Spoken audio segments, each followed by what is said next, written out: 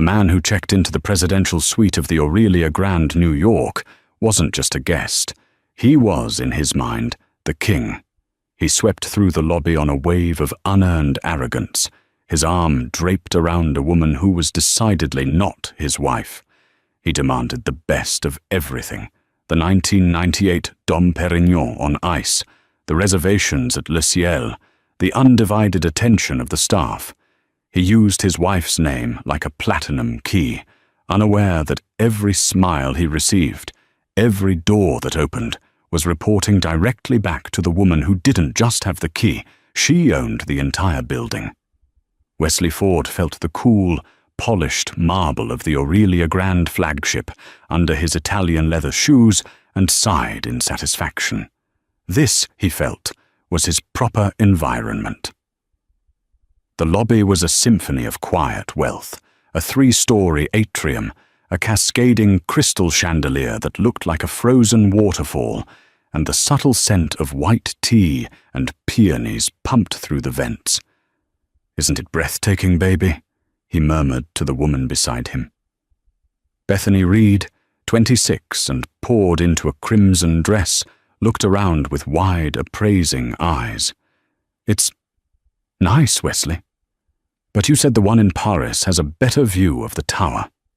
Wesley chuckled, a low, patronizing sound. "Patience, my dear. We'll get to Paris. But for our anniversary—" He paused, letting the lie settle. "I wanted the best suite in New York, the Aurelia Grand Presidential. Nothing but the best for you." "Our 6-month anniversary," she corrected, tapping her long acrylic nails on her phone. "And I hope it's better than that place in Miami." The thread count felt cheap. Wesley's smile tightened. Bethany was expensive, but she was also, in his opinion, a necessary expense. A trophy for a man of his stature. A man married to a woman who cared more about spreadsheets than sleeping in. They approached the private check-in desk, reserved for VIPs and high-tier loyalty members. The concierge, a young woman named Sarah, smiled warmly. "Welcome to the Aurelia Grand, sir, ma'am. May I have the name on the reservation?" "Ford," Wesley said, puffing his chest slightly. "Wesley Ford. You'll find I have a standing preference here." Sarah's fingers flew across the keyboard. Her professional smile didn't waver, but her eyes flickered for a fraction of a second. The Ford account. That was Mrs. Julietta Ford, the founder, the CEO, the woman who owned all 88 properties worldwide. The reservation was indeed under Wesley Ford, using the Founder's Circle account, which guaranteed any request, any time. But the internal note on the file was clear. Primary guest, Julietta Ford. Accompanying. Guest, Wesley Ford. Spouse. Sarah had been trained for this. "Of course, Mr. Ford. We have you in the presidential suite, 5 Dwarf Horser 001.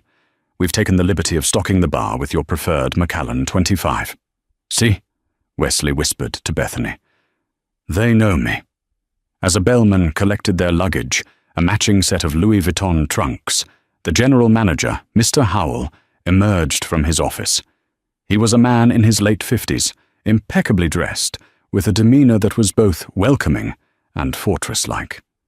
He had been with Julietta since she opened her first property 20 years ago. "Mr. Ford," Howell said, extending a hand. His smile was perfectly polite, but his eyes were steel.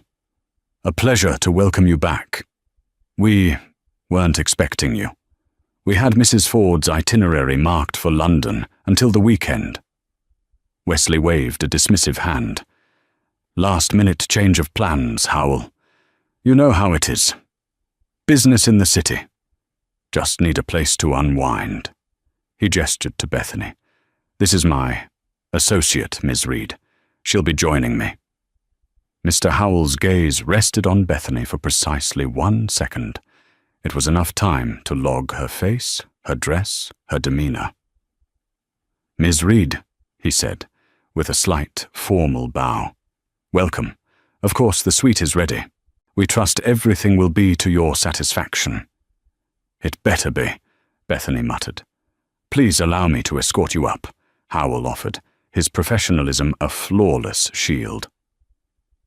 As they walked toward the private elevator, Wesley felt a surge of power. He loved this, the deference, the luxury. He felt he deserved it. He was the one who had to endure the endless, boring dinners, the robotic conversations about profit margins and emerging markets. Giulietta was the brains, sure, but he was the face. He was the one who made her life bearable. This was just his bonus. Meanwhile, 7,000 kilometers away in a London boardroom, Giulietta Ford was methodically dismantling a team of hostile investors. "And so," she concluded, her voice calm and even, "your leveraged buyout attempt is not only ill-conceived, it's based on flawed data. The Hong Kong market isn't shrinking. Your share is. Aurelia Grand, however, has seen a 14% growth quarter over quarter. The board rejects your offer. Unanimously." She closed her binder. The room was silent. Giulietta was a handsome woman in her late 40s, not beautiful in the classical sense, but radiating an intensity and intelligence that was magnetic. She wore a simple, severe navy blue suit, her dark hair pulled back in a tight chignon. She looked more like a surgeon than a hotel magnate. Her assistant, Nina, a sharp-eyed woman in her 30s, handed her a tablet. "Flight is confirmed for 8 p.m. tomorrow, Giulietta. Wheels up to JFK." "Good," Giulietta said, standing. The investors scrambled to their feet. "Thank you for your time, gentlemen. I suggest you re-evaluate your positions." She walked out, Nina in her wake. Once in the armored car, Giulietta let out a long breath and loosened her hair. The severe CEO softened, just a little. "God, I'm tired," she said, rubbing her temples. "And I miss Wesley. Did you get him that case of wine he wanted?" "The 82 Petrus? Yes, it was delivered to the house yesterday," Nina confirmed. "Good. He's been working so hard on that new fund. I feel like I haven't seen him in weeks." She picked up her phone. "I'll call him. It's, 3 p.m. in New York. He should be between meetings." She dialed. It rang 4 times, then went to voicemail. "Hi, darling. It's me. Just wrapping up in London. It was a bloodbath, but we won. Of course. I'll be home Saturday morning. I can't wait to see you. I love you." She hung up, a small, sad smile on her face. She loved her husband. He was her anchor, her one soft place to land in a life of hard edges. Back in Suite 5401, Wesley's phone buzzed on the marble nightstand. He saw My Giulietta flash on the screen. He silenced it with a guilty jolt. "Who's that?" Bethany asked, emerging from the cavernous gold-leafed bathroom, wrapping a plush Aurelia Grand robe around her body.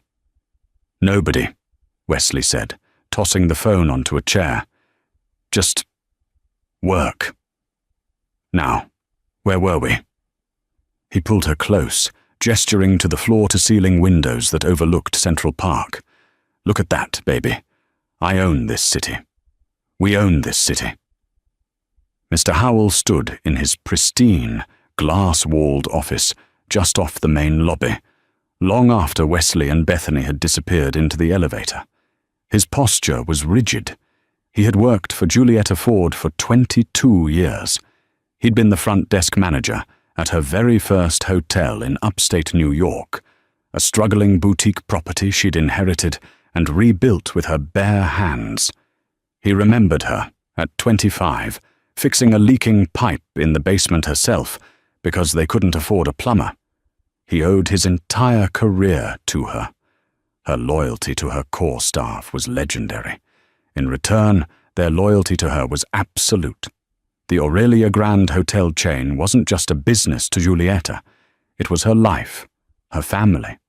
And Mr. Howell, like many of the senior staff, felt a deep, almost paternal obligation to protect it. And to protect her. He had seen Mr. Ford with associates before. Usually it was a discreet lunch at the restaurant, a quick meeting in the bar. Howell had always maintained a professional distance. A spouse's private life was not his concern. But this was different. Checking into the presidential suite, her suite, the one she personally designed, under her name, with a woman who was clearly not a business associate. It was a violation. It was a grotesque disrespect, not just to his boss, but to the brand itself. He picked up his desk phone, which had a direct, secure line to Giulietta's executive assistant. He bypassed all switchboards. Nina's voice was crisp on the other end. "Nina Romano." "Ms. Romano, it's Martin Howell at the New York flagship." Nina's tone warmed instantly. She knew and respected all of Giulietta's original team. "Martin, a pleasure. Is everything all right? I know Giulietta is expecting to be there Saturday." "That is why I am calling," Howell said, choosing his words with surgical care. "We have a guest who just checked in. I felt it was my duty to confirm the itinerary, as there seems to be a discrepancy." "Oh, who checked in?" "Mr. Wesley Ford," Howell said. There was a beat of silence. "Wesley? He's there? He's not supposed to be. He told Giulietta he was in client meetings, in Connecticut. He has checked in, Ms. Romano. He arrived approximately 20 minutes ago. He is in suite 5401. The presidential suite," Nina said, her voice dropping a full octave, losing all its warmth. "I see. And is he alone?" "No, Ms. Romano. He is accompanied by a female. She is registered at the desk as Ms. Bethany Reed. They are here for, in his words, a few days." The silence on the other end of the line was heavy. Nina was processing. She wasn't just an assistant. She was Giulietta's gatekeeper, her memory, and her most trusted confidant. "Martin," Nina said, her voice now dangerously quiet, "I need you to do two things for me. First, this conversation never happened. Your duty is to the guest, and Mr. Ford is a guest. He is to be treated with the standard Aurelia grand courtesy.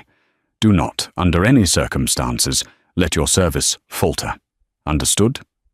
"Of course," Howell said. He had expected this. Professionalism above all.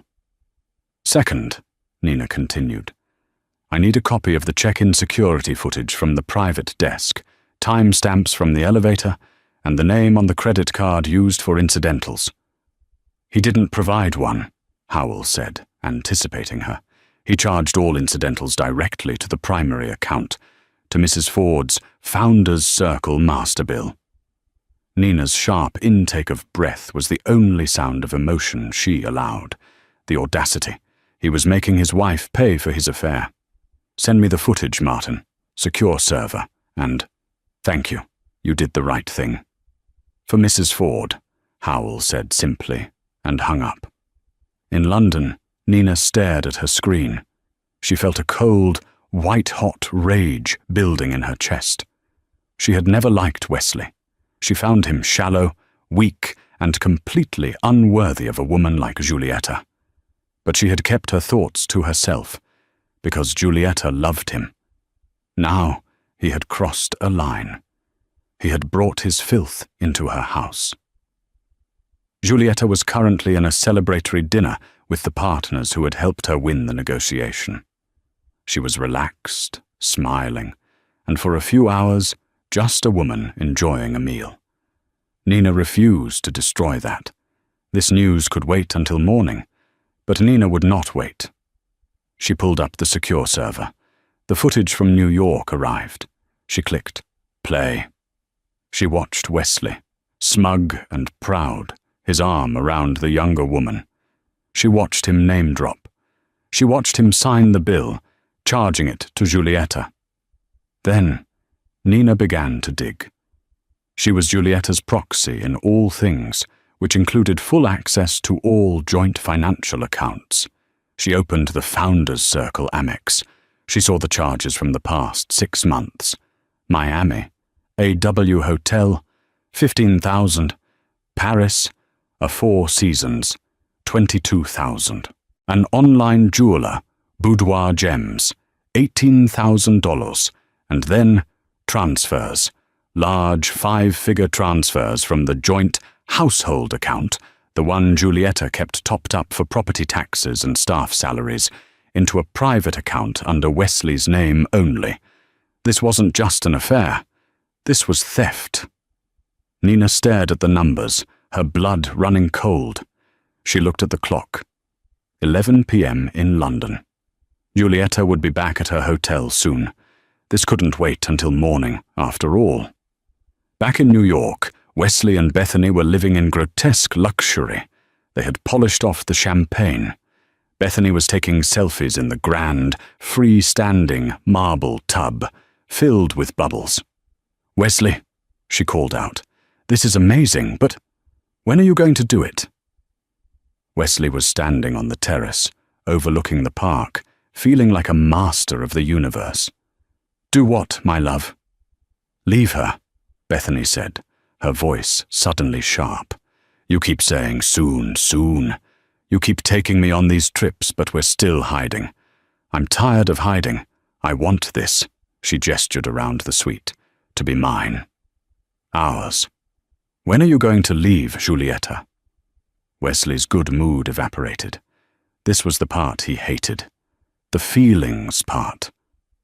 "Bethany, we've talked about this. It's complicated. The finances, the assets. It takes time to untangle things." "How much time?" she pouted, stepping out of the tub and wrapping the robe around herself. "It's been 6 months. I thought you said she was just a business partner, a cold fish. You said you didn't even love her." "I don't," he said, too quickly. "I don't. I love you. She's complicated. But I'm handling it. This trip, this is a sign that I'm serious, isn't it? I'm taking you to her hotel. I'm not afraid." "Then prove it," Bethany challenged, moving close to him. "Call her. Call her right now and tell her it's over." Wesley's blood ran cold. "What? Now? It's the middle of the night in London. I can't." "Why not?" She pushed. "If you're done, you're done. Or are you just a coward?" "I am not a coward," he seethed. He was stung. He grabbed his phone from the chair, his false courage fueled by champagne. He saw the missed call from my Giulietta. "Fine," he said, his jaw set. "Fine. You want me to prove it? I'll prove it." He didn't call. He was too cowardly for that. Instead, he opened a text message. His fingers hovered, shaking slightly. He typed, "Giulietta, we need to talk when you get back. I'm not happy. I think I want a divorce." He stared at it. It was weak, but it was a start. It would break the ice. Bethany watched him, a cruel, satisfied smile on her face. "Send it." He hit send. A moment later, his phone buzzed. A reply. He opened it, confused. It wasn't from Giulietta. It was an automated message from his carrier. Message failed. The recipient's phone is currently turned off.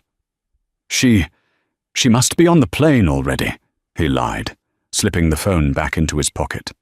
"It didn't go through. I'll tell her. I'll tell her when she lands." "You better," Bethany said, her voice a low threat. "Because I'm done being a secret. Now, order me some more of that champagne. The good stuff." Wesley nodded, feeling a sudden, sharp headache. He called room service, his voice overly loud, full of false bravado. "Yes, this is Wesley Ford in the presidential suite. Send up another bottle of the 98 Dom, and a dozen oysters. Charge it to the room." He felt like a king. He had no idea he was just a jester in his wife's court. Giulietta returned to her suite at the Aurelia Grand London, a mirror image of the New York property, but overlooking Hyde Park, feeling the deep, bone-weary exhaustion that only comes after a high-stakes victory. She unpinned her hair, letting it fall, and messaged her neck. All she wanted was a hot bath and to dream of being home with Wesley. Nina was waiting for her in the suite's private study, her face pale and set. "Nina? What is it? You look like you've seen a ghost. Did something happen with the deal?" "The deal is fine, Giulietta," Nina said, her voice uncharacteristically gentle. "Please sit down." Giulietta's stomach fluttered with anxiety. Nina was never gentle. "What's wrong? Is it my mother?" "Your mother is fine. This is about Wesley." Giulietta sat, her posture immediately straightening. "What about him? Is he all right? Was there an accident?" "No," Nina said. She placed her tablet on the desk between them. "He's fine. He's in New York." "New York? That's impossible. He's in Connecticut. He has that client retreat." Giulietta trailed off as Nina's words sank in. "He's in New York." "He's at the flagship, Giulietta," Nina said softly. At the hotel?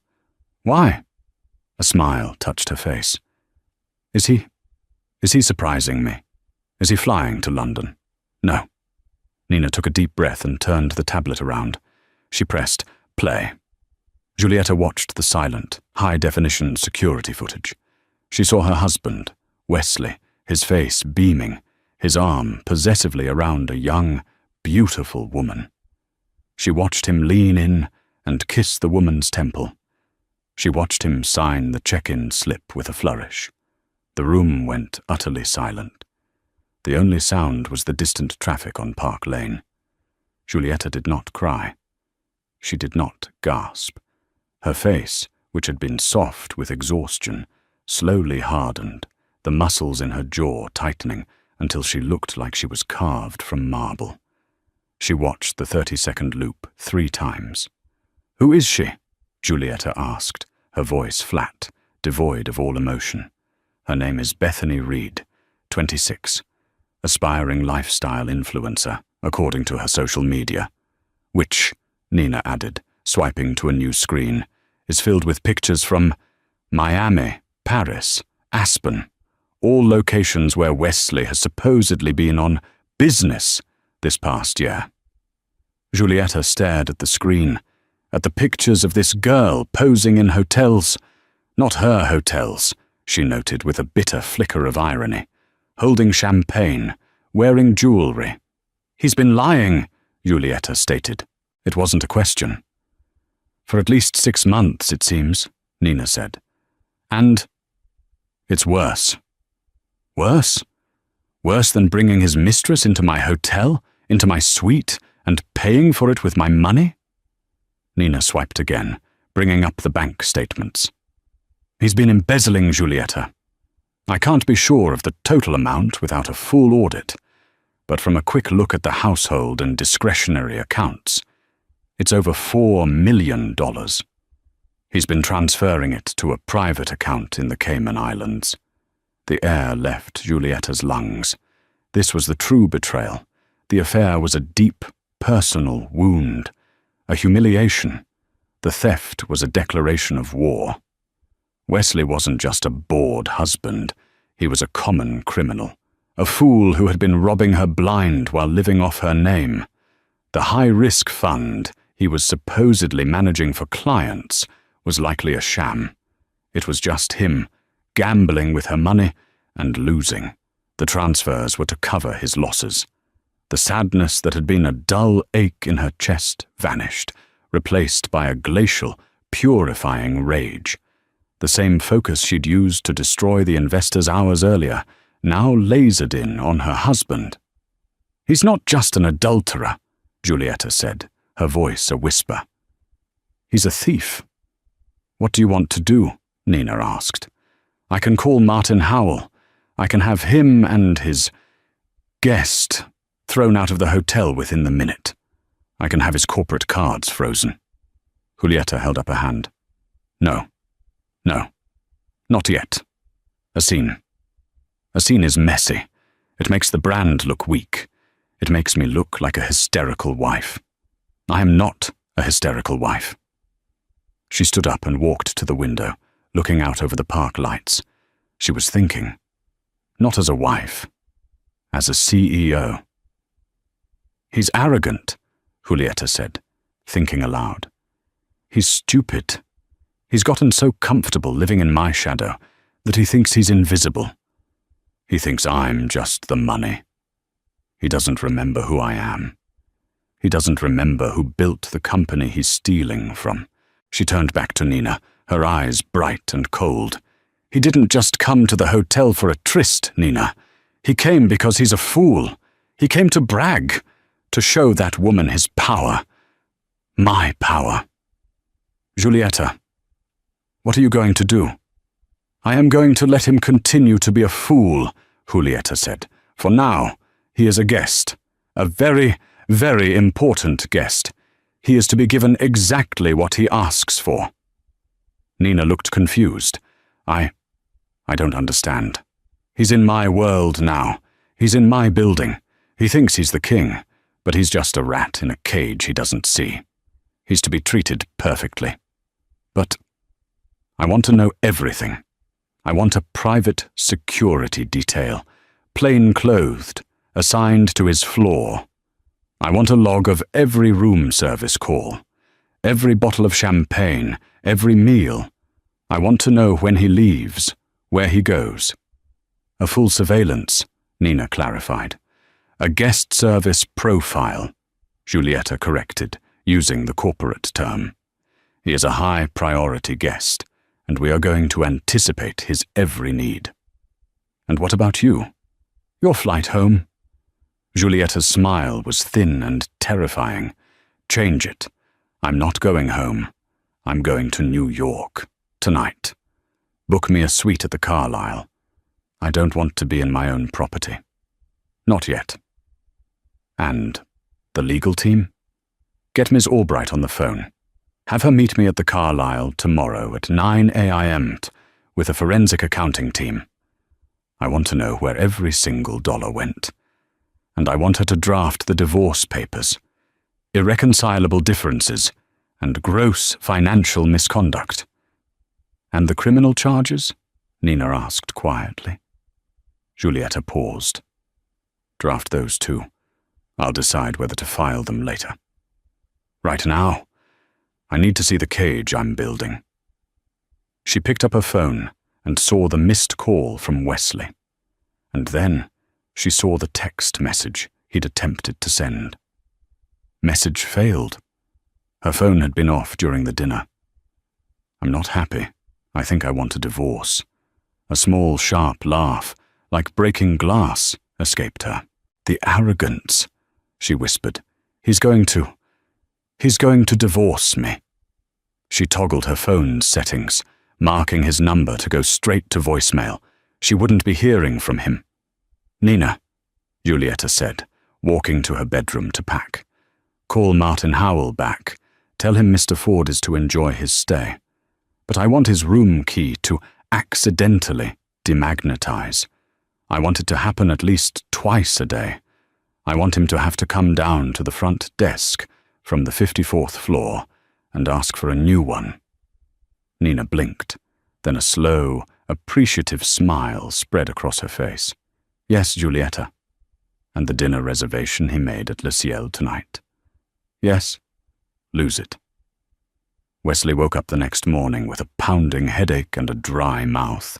The sunlight streaming into the massive suite was offensively bright. He looked over. Bethany was still fast asleep, splayed across the fret linens. He felt a pang of, not guilt, precisely, more like inconvenience. He had to deal with Julieta. He checked his phone. No reply. He grumbled, assuming she was ignoring him. It was just like her.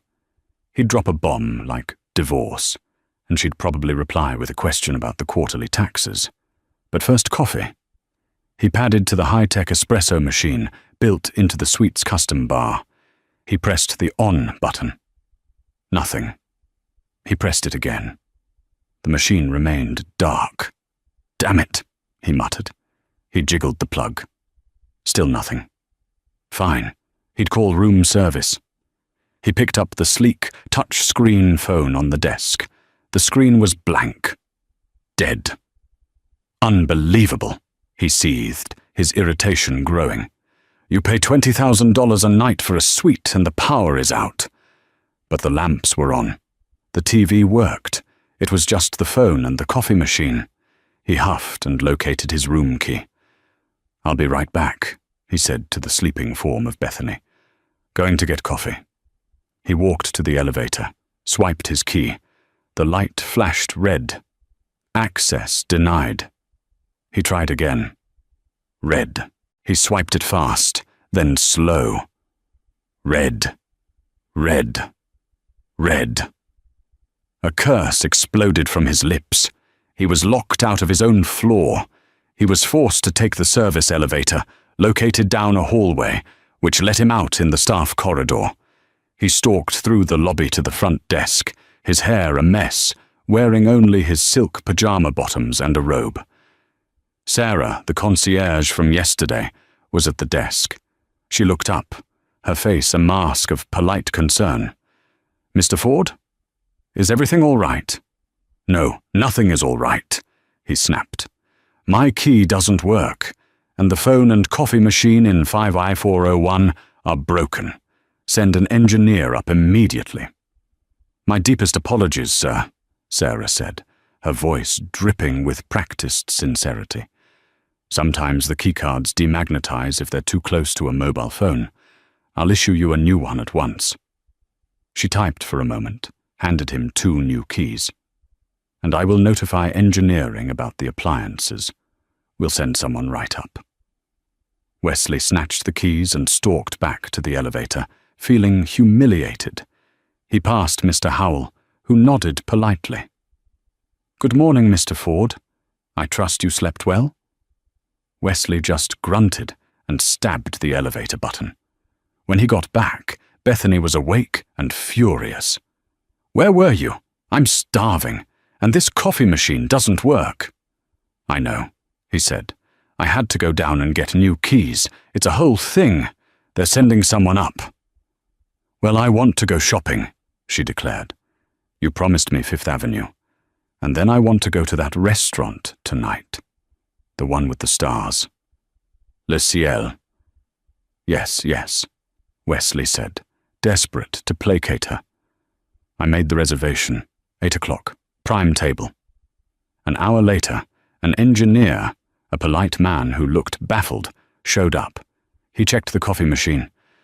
Sir, the plug was pulled from the wall, just slightly. See? He pushed it in. The machine whirred to life. Wesley stared. He knew he'd checked that. And the phone, sir? It appears to have been unplugged from its data port. The engineer crawled under the desk, fiddled for a second, and the screen lit up. All set, sir. Very sorry for the inconvenience. Wesley felt a strange, paranoid chill. Had Bethany done this? No, he shook it off. Just bad luck.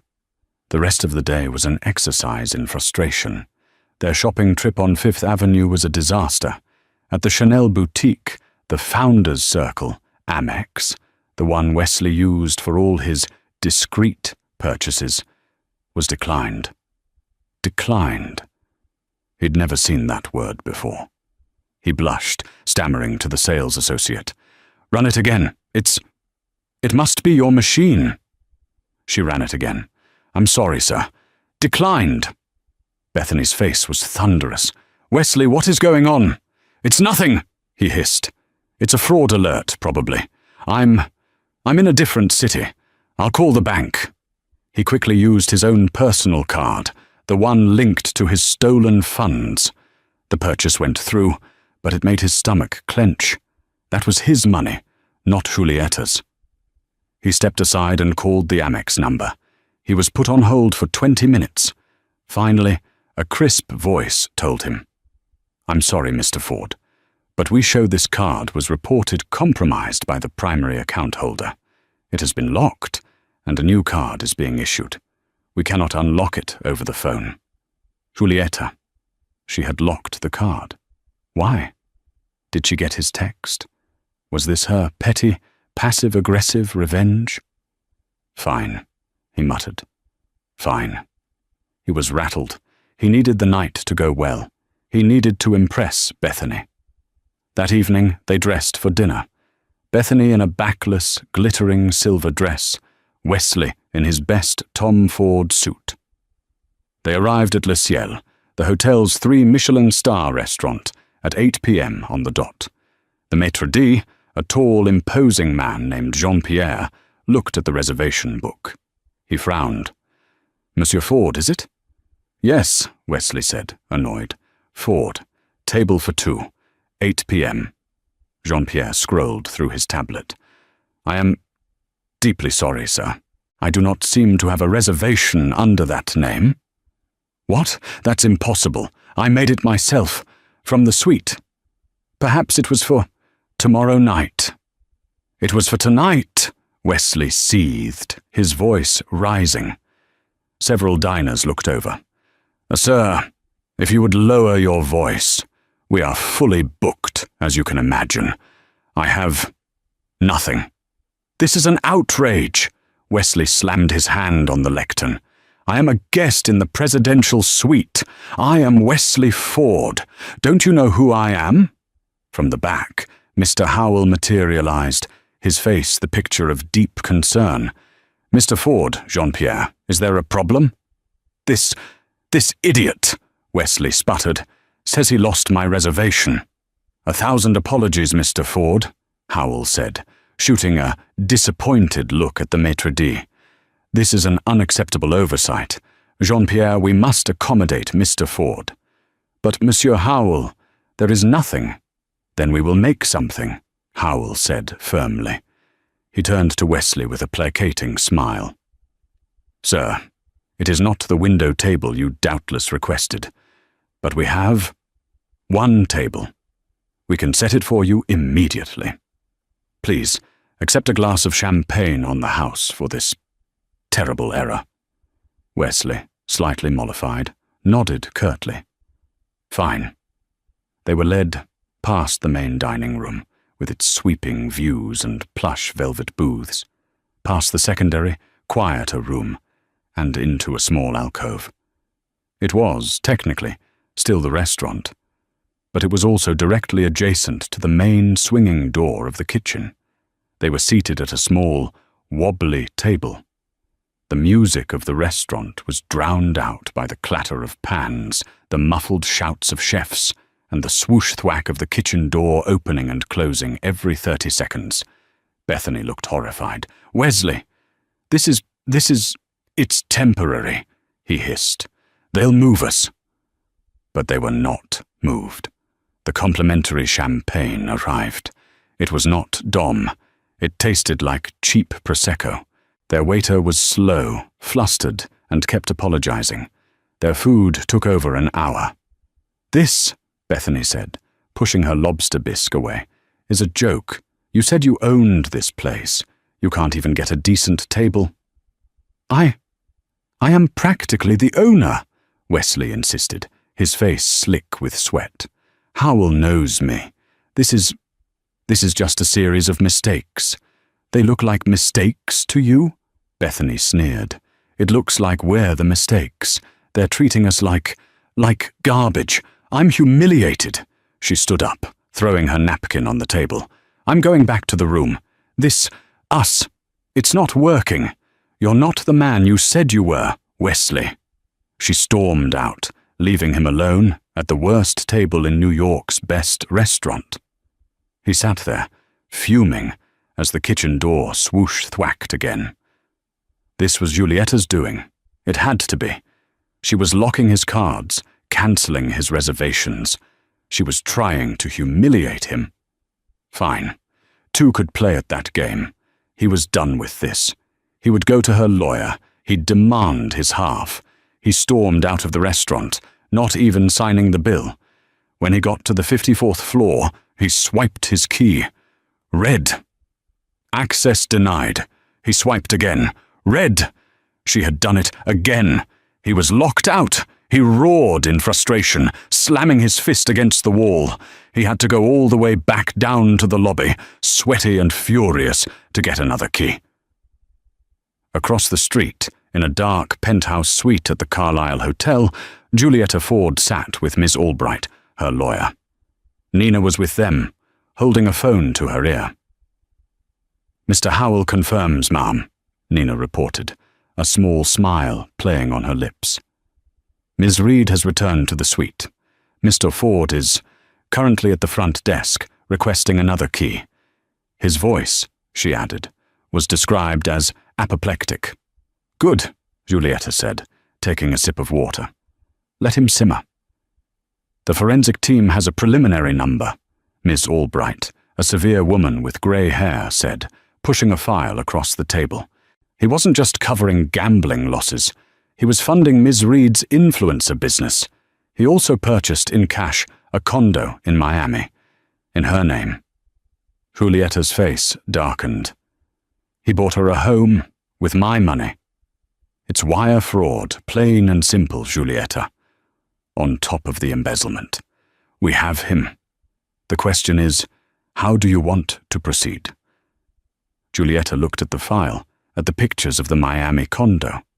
She looked at the bank transfers. "He's not just a fool," she said.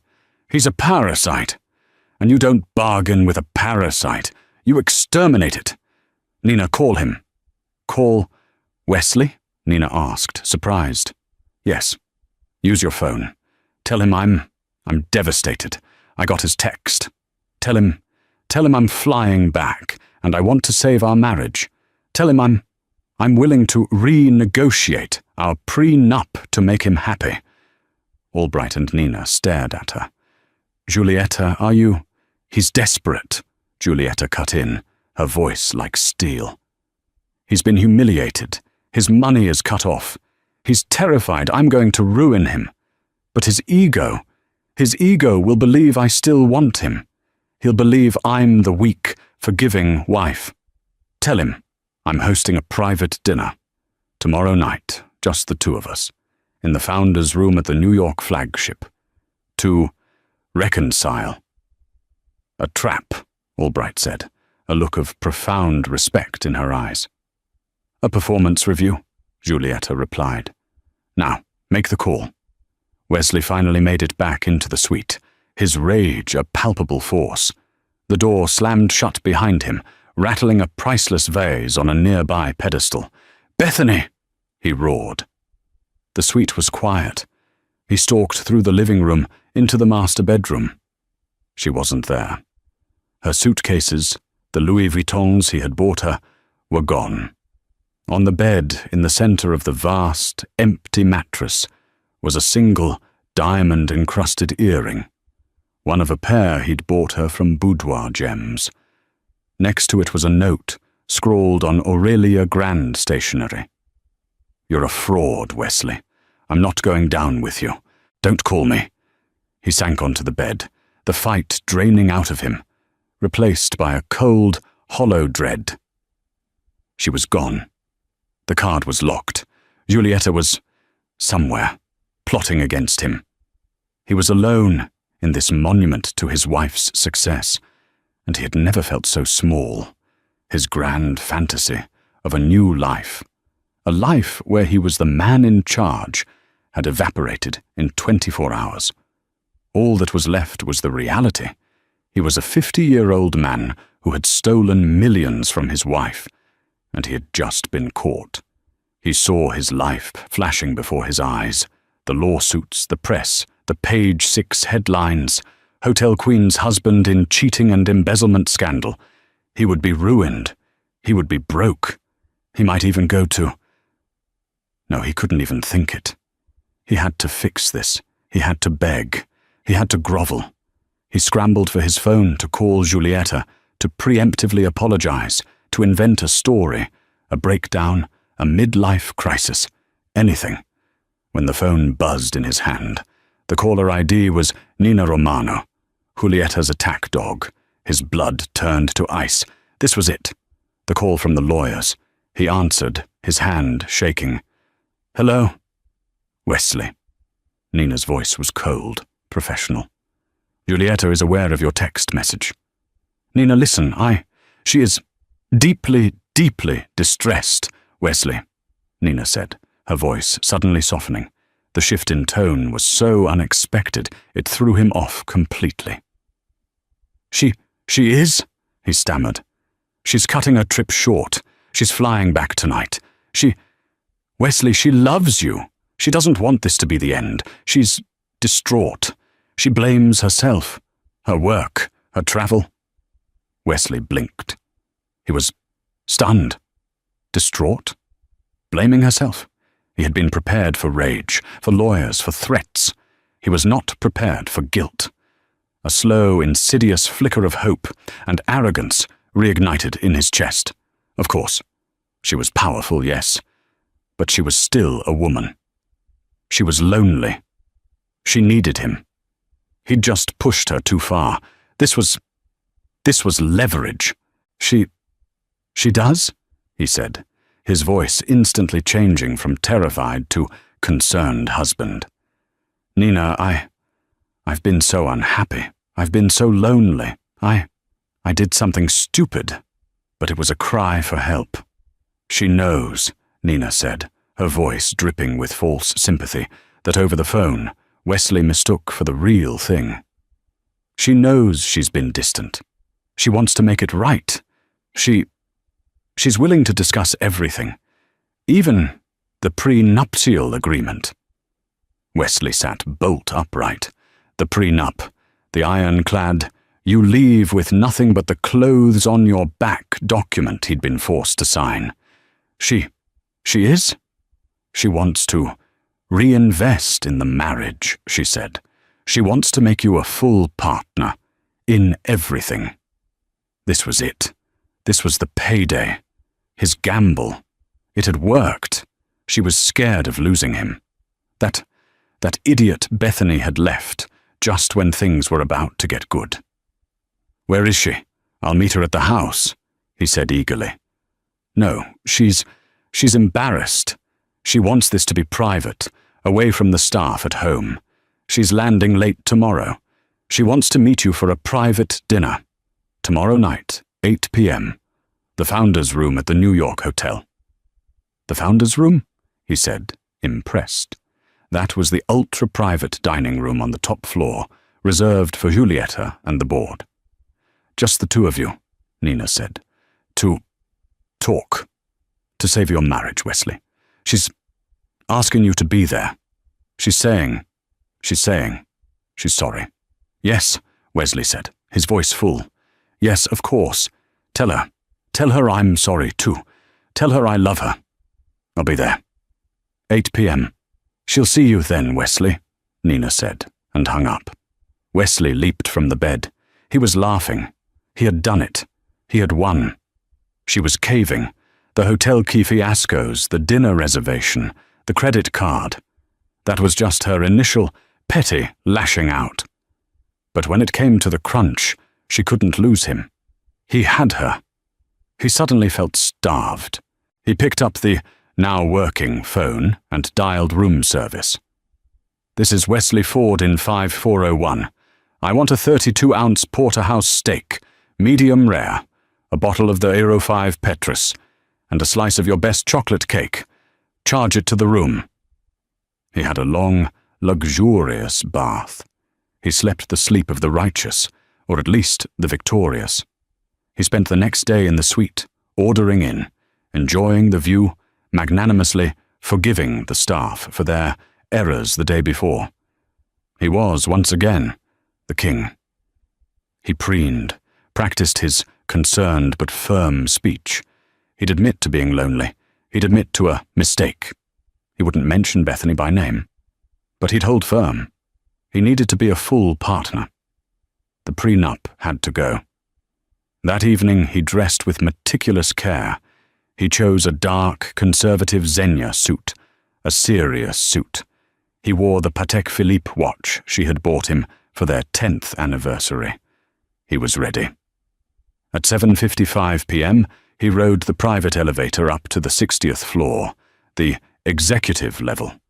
He walked down the hushed, art-filled corridor to the Founder's Room. The double doors were imposing, carved from dark mahogany. He pushed them open. The room was not what he expected.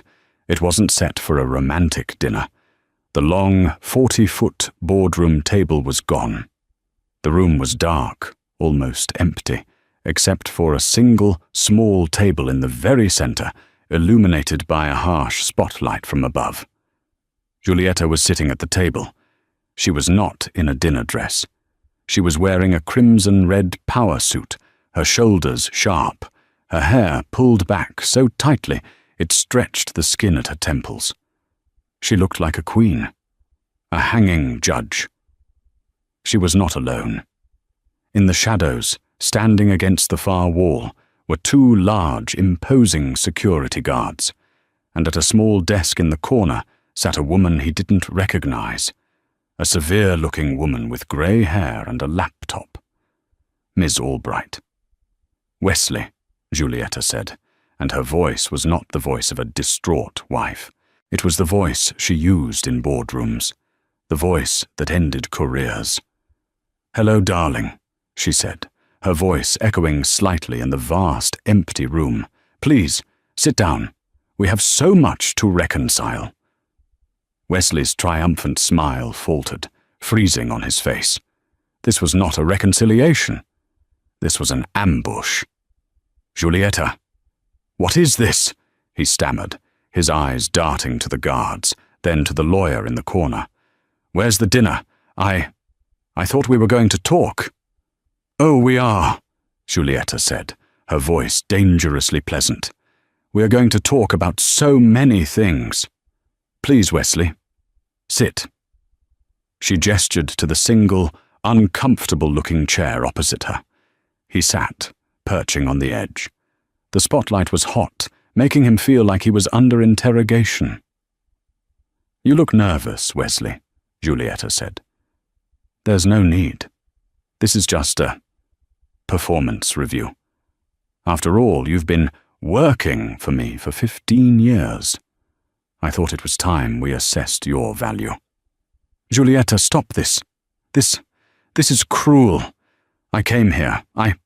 I know I made a mistake. I was lonely. You're never here. I was a fool."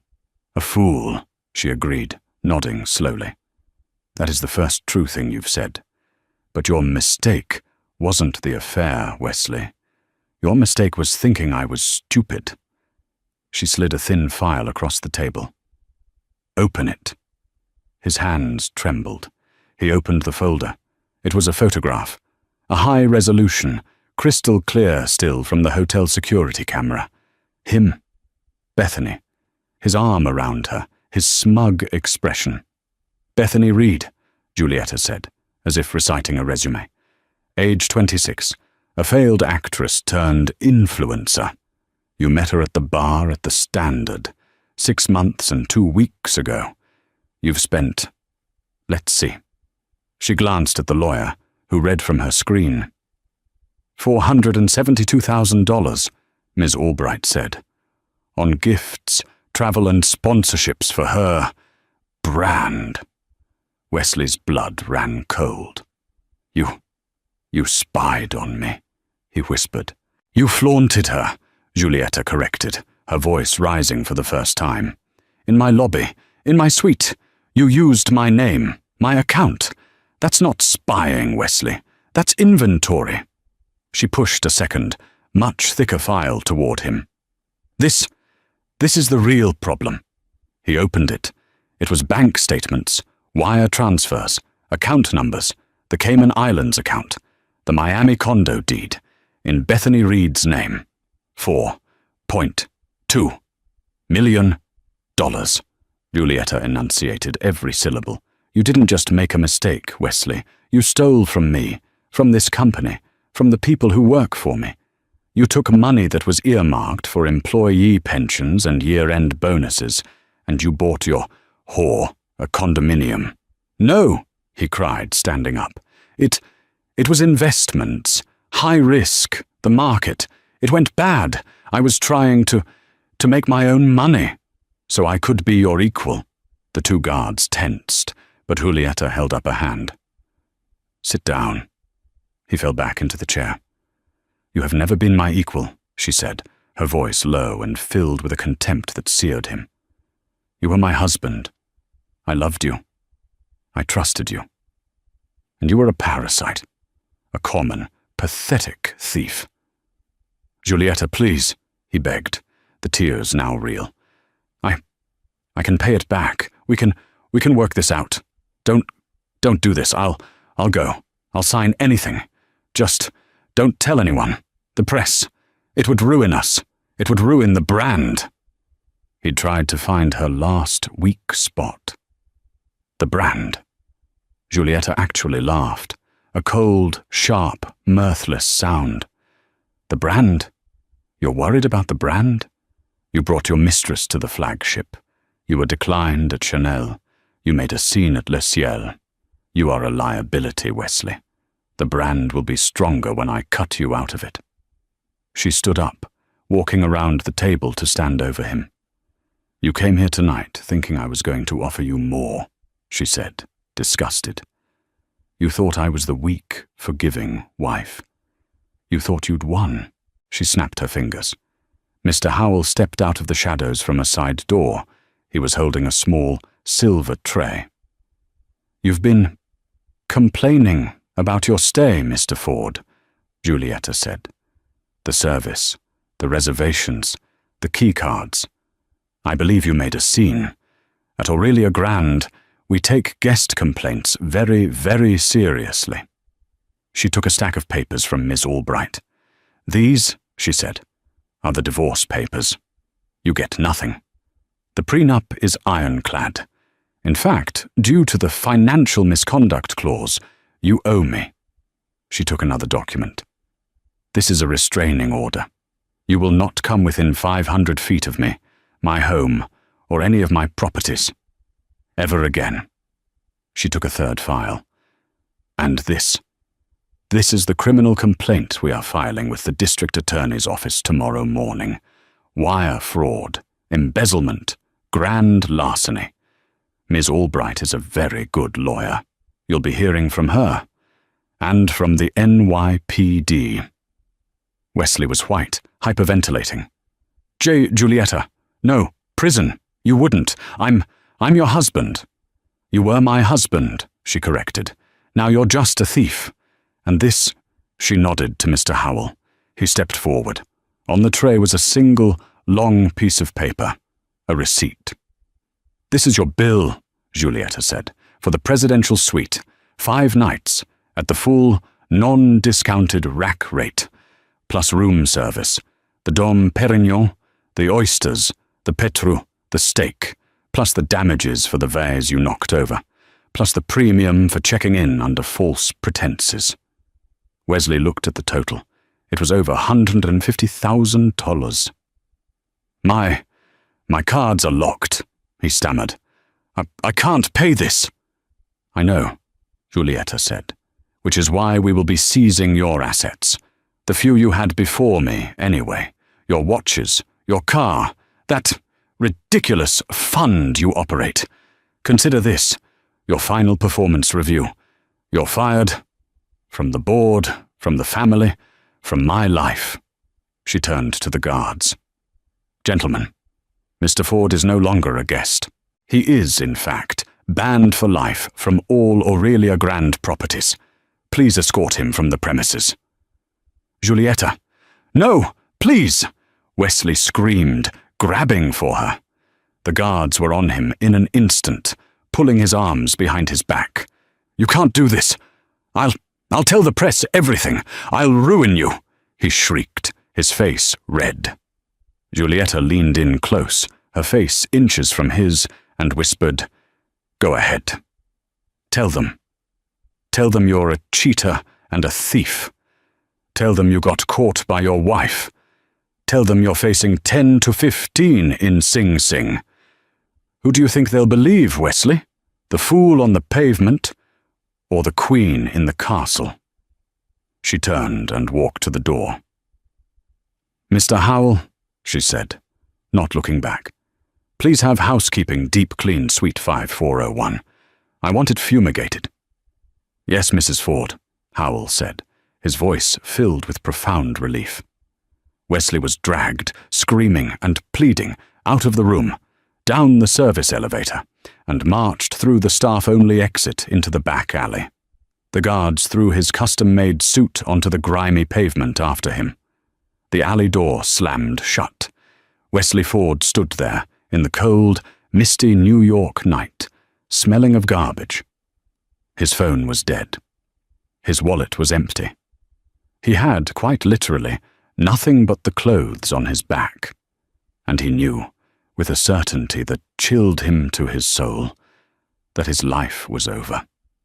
Julieta stood in the empty founder's room, feeling hollow but light. The cancer she'd been ignoring was finally cut out. Her legal team confirmed the next steps.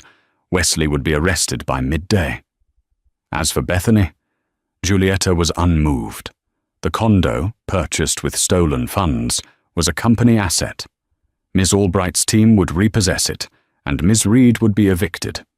The press, guided by Nina, framed the story perfectly. It wasn't a tale of a wronged wife. It was a story of a brilliant CEO uncovering corporate fraud. Wesley was the fool, and Julieta was praised for her decisive action. 6 months later, Julieta stood on a balcony in Dubai, overlooking the construction of her newest, most ambitious hotel. Her vision was clearer, focused on building for herself. She had the New York suite gutted, erasing the past and remaking it in her own clean, modern image. The divorce was finalized. Wesley, facing irrefutable evidence, pled guilty and was sentenced to 7 years in federal prison. Julieta didn't attend the sentencing. She was, as always, working. An architect approached her on the balcony. "Mrs. Ford, the foundation is set. We're ready to build."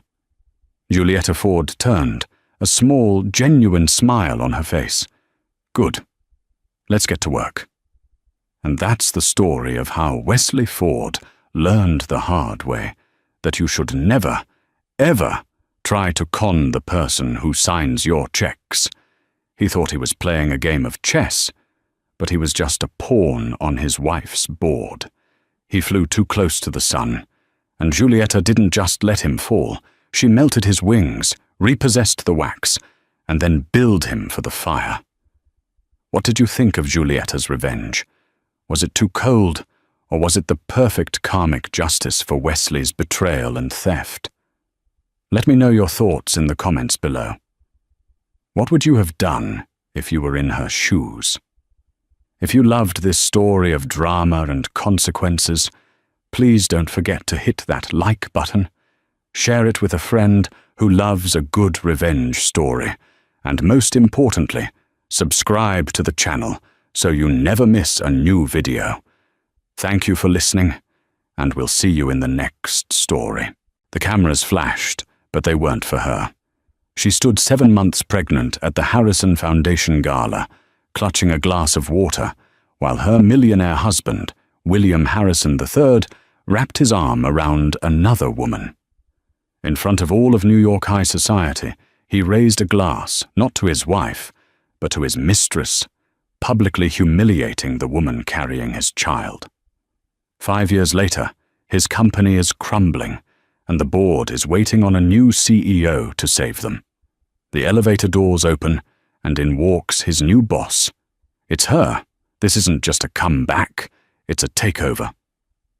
The penthouse at 157 wasn't a home, it was a statement. Its floor-to-ceiling windows offered a godlike view of Central Park, a sprawling green carpet laid out 80 stories below. But to Catherine Harrison, the view felt like a cage. The glass was cold to the touch, just like the marriage it represented. Everything was glass and steel and shades of grey, a monochrome existence punctuated only by the astronomical price tags of the art on the walls. Catherine, now 7 months pregnant, traced the outline of a brittle, leafless tree in the park below. She was supposed to be happy. She was the wife of William "Will" Harrison III, the charismatic, ruthless heir to the Harrison global logistics empire. Their life was a curated series of press releases, glamorous trips, strategic philanthropic gestures, and now the joyous expectation of an heir. But the reality was silence. Will hadn't touched her, not really touched her, with affection, in months. He was a man of transactions. Their marriage had been a transaction. Her quiet, stable, old money family name, though the money was long gone, for his boisterous, new money empire that needed a veneer of class. The baby, she had hoped, would be the one thing that was real, the one thing that was theirs. She heard the whisper of the private elevator arriving. Will was home. He strode into the vast living room, loosening the dark silk tie of his bespoke Tom Ford suit. He didn't look at her, his gaze already fixed on the tablet in his other hand. "You're home early," Catherine said, her voice soft, hopeful. "Board meeting finished? Davies is still waffling on the Alistair Holdings merger," he muttered, tossing his jacket onto a $50,000 suede chair. "Incompetent fool."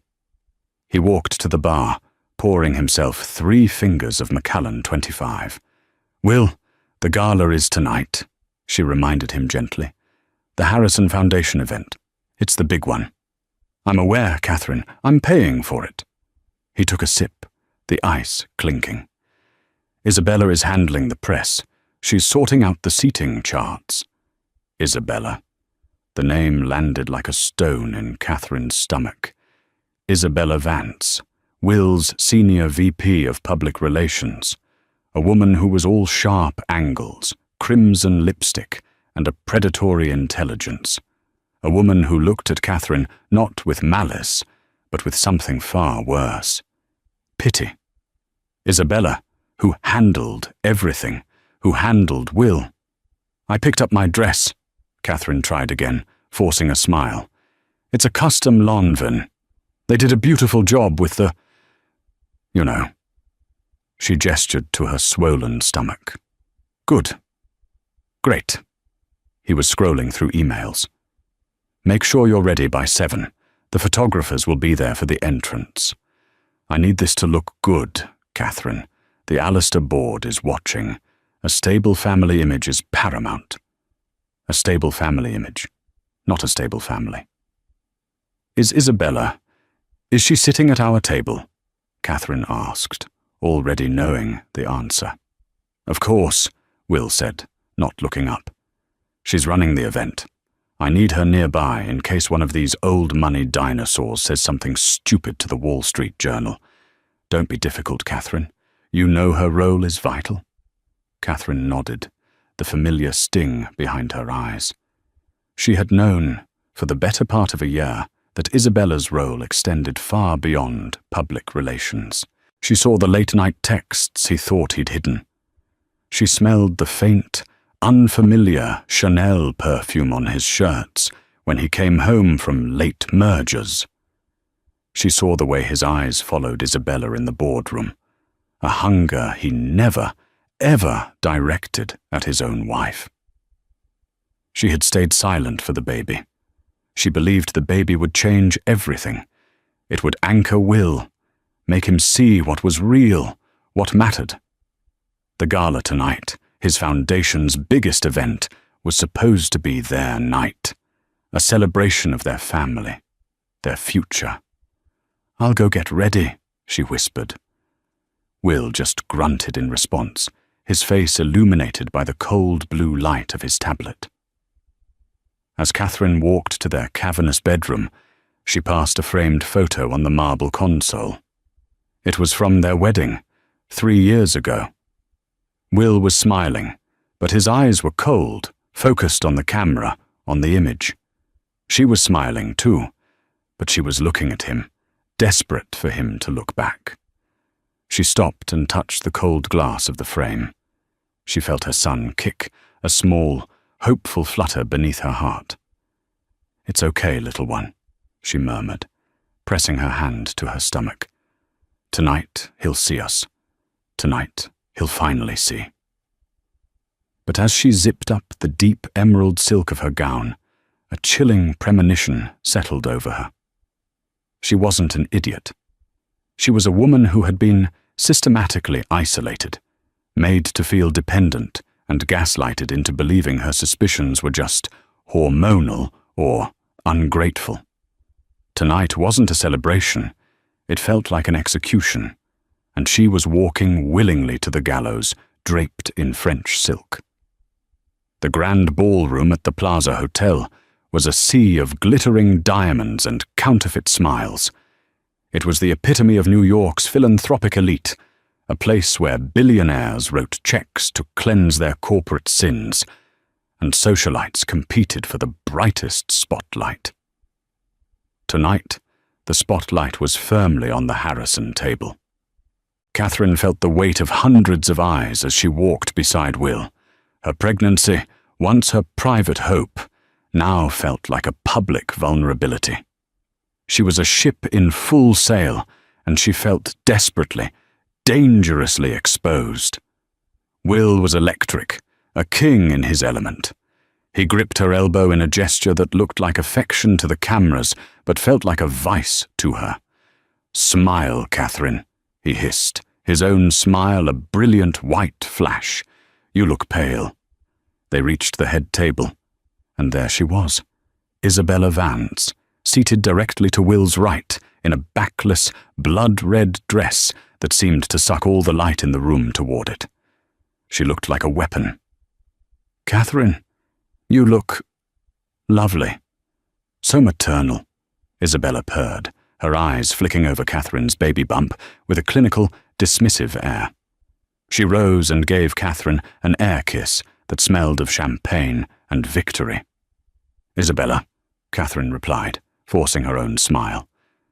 "The room is beautiful." "Thank you. I micromanaged every detail. Will knows he can count on me to get things done." She shot a look at Will, so intimate it made Catherine's blood run cold. The dinner was a blur of polite conversation.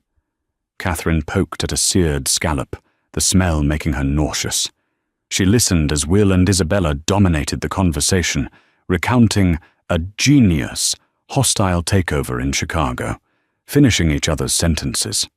The other guests at the table, a bank CEO, a senator, a tech mogul, watched the interplay, their expressions ranging from amusement to mild embarrassment. Catherine was invisible. She was the brood mare, the placid, smiling accessory. Then it was time for the speeches. Will stood up, tapping his glass for silence. The room quieted instantly. "Thank you all for coming," Will began, his voice reasoning with power and charm. "The Harrison Foundation is proud to support this city's future. We believe in building things that last, legacies, strong foundations." Catherine felt a small swell of pride. This was the man she had tried to love. "A company, a legacy, is not built by one man," Will continued, his eyes scanning the crowd. "It is built by vision. It is built by tireless dedication. It is built by a partner who sees the world not just for what it is, but for what it can be." Catherine's hand went to her stomach. He was talking about them, about the baby. "This last year has been transformative," Will said, his gaze locking on to someone. Not her.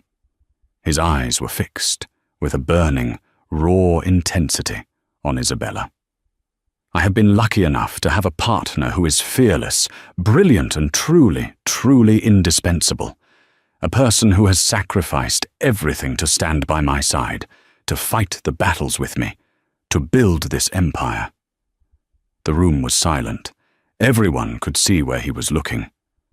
Catherine felt the blood drain from her face. This wasn't happening. "So I want to raise my glass," Will said, lifting his champagne flute high. "Not just to the foundation, but to the real architect of my success, the woman who is the future of the Harrison brand." He turned, beaming, and held his glass out to Isabella. To Isabella Vance.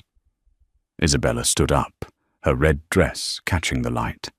She looked directly at Catherine, her smile a mask of triumph, and then turned back to Will, accepting the toast. The room erupted in confused, polite applause. The cameras flashed, capturing the moment. The millionaire toasting his mistress and his pregnant wife, frozen, staring at them, her face a perfect mask of horror. It was a public execution. He hadn't just admitted to the affair, he had celebrated it.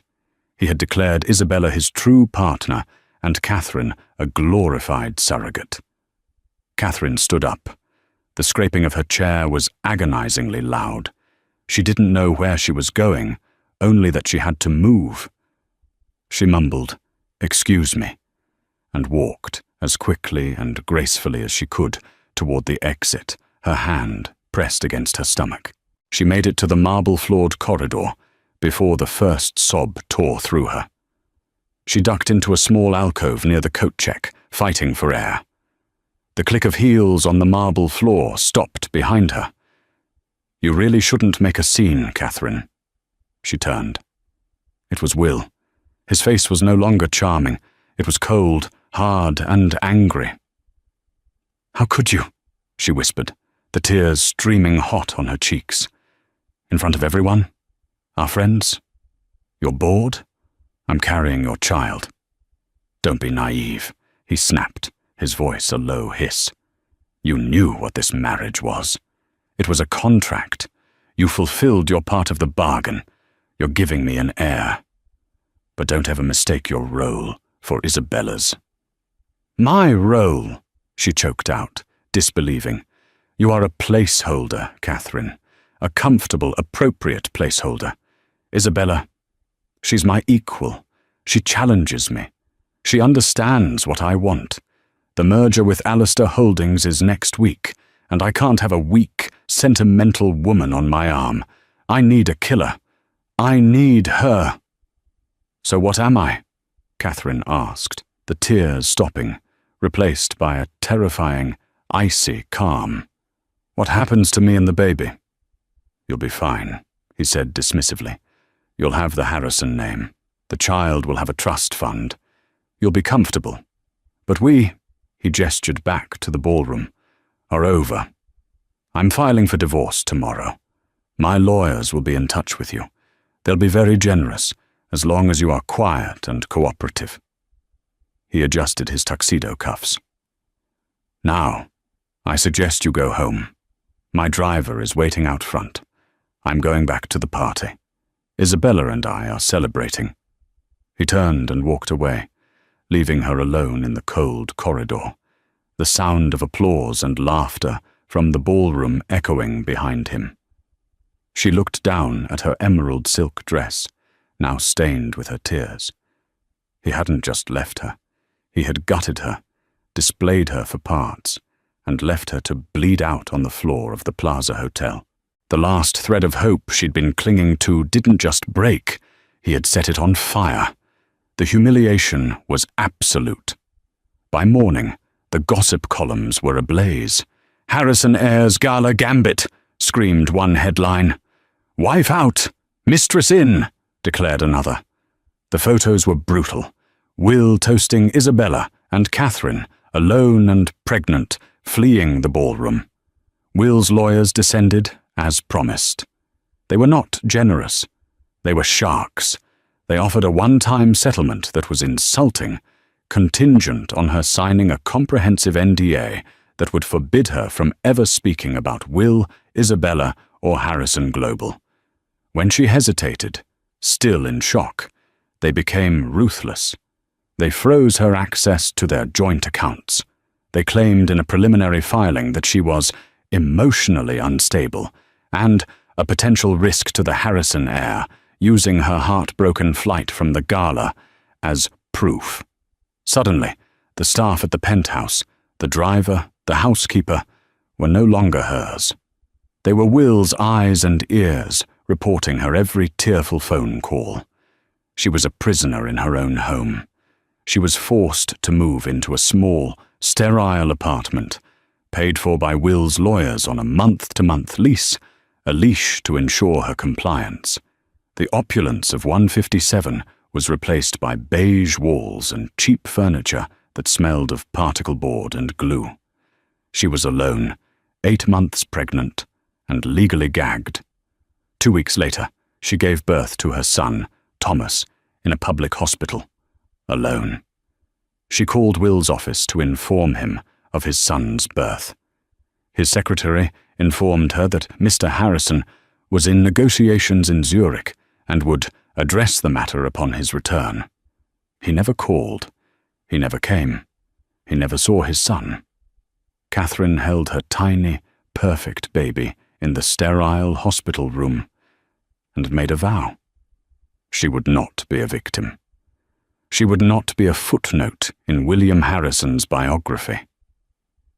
Her son would never know this weakness. Her heartbreak, so vast it felt like it would drown her, slowly, painfully, began to crystallize. It hardened from grief into a cold, diamond-hard resolve. A month later, a registered letter arrived at her apartment. It wasn't from Will's lawyers. The return address was in Mayfair, London. She didn't recognize the name, Richard Alistair. She opened it with trembling hands. It was a letter, old-fashioned, written on thick, cream-colored stationery. My dearest Catherine, you do not know me. I am your mother's brother. We were estranged long before you were born, a family quarrel of no importance now. I have respected that estrangement, perhaps foolishly. I have been following your situation in the press. Your husband, William Harrison III, is the son of a man I despise. The old William Harrison was a thief who built his empire on stolen ideas. I see the apple has not fallen far from the tree. He is trying to merge with my company, Alistair Holdings. He will fail. I, however, have a problem. I am an old man. I am dying, and I have no heir. I have watched you from afar. You have your mother's resilience, but you also have my blood. I cannot let what I have built fall into the hands of vultures like the Harrisons. I am offering you a different life, a life of power. Come to London, you and your son. I will teach you everything I know. I will teach you how to build, how to command, and how to dismantle. I will give you the one thing that woman, Isabella, and your husband truly respect. Control. When I am gone, Alistair Holdings will be yours. What you do with it is your own concern. But I suspect we share a mutual interest in seeing the Harrison empire brought to its knees. A car will be waiting outside your apartment building tomorrow at 10 a.m. If you are in it, your new life begins. If you are not, I will not write again. Your uncle, Richard Alistair Catherine, read the letter 3 times. It was insane. It was a lifeline. It was a weapon. She looked at her son, Thomas, sleeping in a borrowed bassinet. Will had left her with nothing. He had counted on her being weak, broken, and silent. He had made a fatal miscalculation. He hadn't destroyed her. He'd just given her a reason to live. The next morning, Catherine packed 1 small suitcase with clothes for herself and Thomas. She left the insulting divorce papers, unsigned, on the cheap laminate kitchen counter. She left the keys to the apartment. At 10 a.m., a black, unassuming sedan pulled up to the curb. A man in a simple dark suit got out and opened the rear door. "Ms. Harrison?" "It's Alistair," Catherine said, her voice clear and steady for the first time in months. "My name is Catherine Alistair." She strapped her son into the car seat, got in, and didn't look back as the car pulled into traffic, heading for the airport. She wasn't fleeing. She was advancing in a new direction. The next 5 years were a brutal, relentless education. London was not a refuge, it was a forge. Richard Alistair was a titan of industry, a cold, brilliant man who saw the world in terms of assets, liabilities, and leverage. He wasn't a warm uncle. He was a mentor, a drill sergeant, and a kingmaker. He adored his grandnephew Thomas, but with Catherine, He was merciless. "You're thinking with your heart, Catherine," he would bark at her during their 6 a.m. breakfast meetings in his Mayfair townhouse. "Your heart is a liability. Your husband counted on that. Do not make the same mistake." She started in the mailroom of Alistair Holdings, a sprawling European logistics and private equity firm. She learned the business from the ground up. She worked 18-hour days, while a nanny, paid for by Richard, cared for Thomas. She earned her MBA at night from the London School of Economics. She learned finance, corporate law, and mergers and acquisitions. She learned how to spot a weakness in a balance sheet from a mile away. The soft, hopeful woman who had cried in the plaza was gone. In her place was Catherine Alistair, CIO. When Richard passed away peacefully 2 years into her training, the board, at his ironclad direction, voted her in as his successor. She was terrifyingly competent. She was cold, precise, and fair. She expanded Alistair Holdings into new markets, her strategies so aggressive they bordered on predatory. She didn't just command respect, she manufactured it. Her London office was the opposite of Will's penthouse. It was warm woods, leather-bound books, and soft lighting.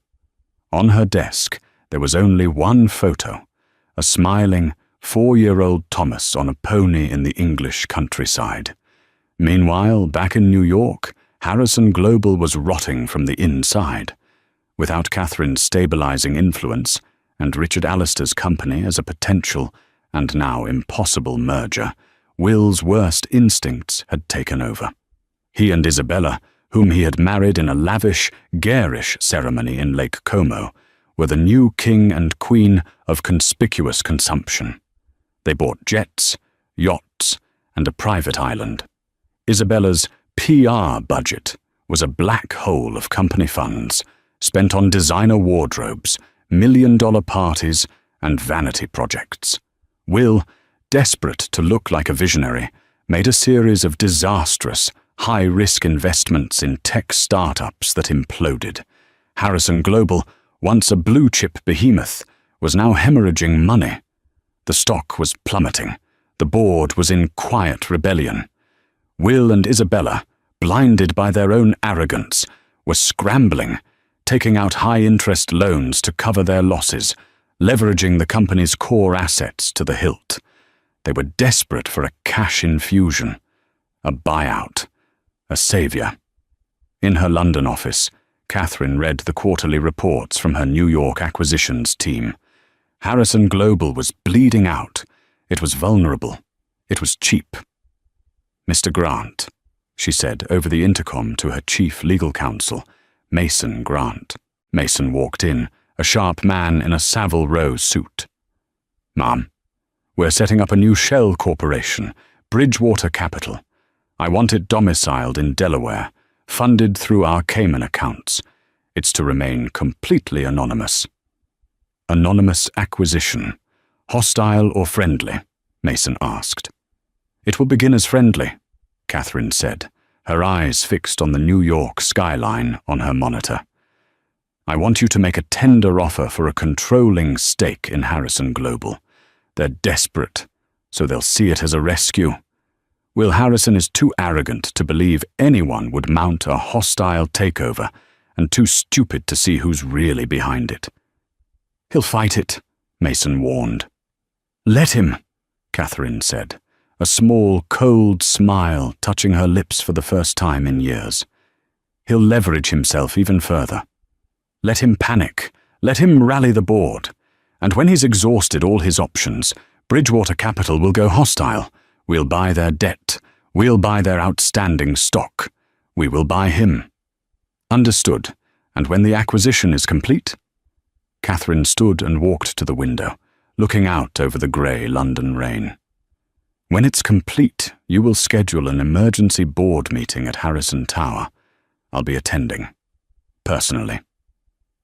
The boardroom on the 50th floor of Harrison Tower was thick with the smell of old money and new panic. The long, polished mahogany table reflected the grim faces of the board members. William Harrison III paced at the head of the table, his face slick with sweat, his usual bravado cracked and flaking. Isabella Harrison sat at his right, her knuckles white as she gripped her phone. Her flawless mask of makeup couldn't hide the frantic energy in her eyes. "This is an ambush!" Will shouted, slamming his hand on the table. This Bridgewater Capital, it's a vulture fund. They came in pretending to be a partner, and they've spent the last 6 weeks buying our debt, poaching our shareholders. It's a hostile takeover, plain and simple. A takeover you allowed, Will," said Michael Davies, the oldest board member, his voice dry as paper. "You leveraged the company to the brink to cover your expansion projects. This board warned you. You are the one who put the for sale sign on our front door." "We can fight this," Isabella interjected, her voice a little too sharp. "We can file an injunction. You can do nothing, Mrs. Harrison," Mason Grant said, standing by the door. He was the only calm person in the room. The sale was finalized. As of 9 a.m., Bridgewater Capital acquired a 51% controlling stake in Harrison Global. The new owner has called this meeting. Will stopped pacing. "Owner? Who? Who is it? Who's behind this? I'll double their offer. The main boardroom doors slid open with a heavy, expensive whoosh. All heads turned.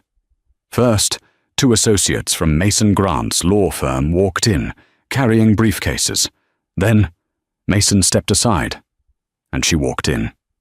Catherine Alistair. She was not the woman they remembered. The soft, mousy wife was gone. This woman was sculpted from steel. She wore a bespoke navy blue power suit that was severe and elegant. Her hair, once a gentle brown, was a sleek, dark chestnut, pulled back in a chignon that highlighted the sharp intelligence in her eyes. She radiated an aura of absolute, untouchable control. The room went tomb silent. Will's mouth opened, but no sound came out. He stared as if he'd seen a ghost. Isabella's crimson-painted lips parted in a silent, "Oh." She recognized the look of a predator. Catherine walked slowly, deliberately, to the head of the table.